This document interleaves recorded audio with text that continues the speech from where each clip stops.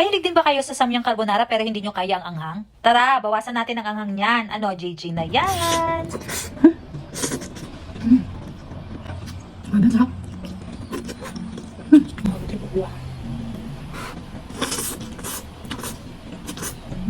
Lagyan natin ang may crab po.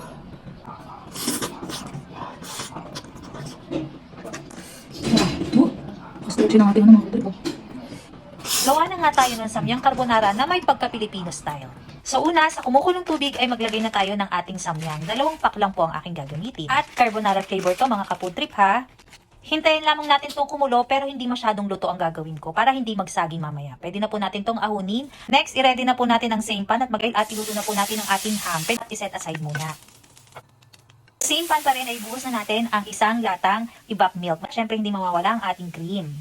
Maglagay na rin po tayo ng mushroom para Filipino style and optional po kung gusto nyo po ng crab stick. Maglagay ng konting paminta. Pag kumukulo ng mga kaputrip, pwede na natin ilagay ang ating noodles. At yan na nga po, magpapalambot at magpapawala ng anghang ng ating samyang. Pwede na natin ilagay yung hot sauce na kasama sa packaging, pati na rin yung carbonara sauce. Ang haluing mabuti para mag-mix-mix na lahat ng ingredients. Ilagay na natin ang ating ham.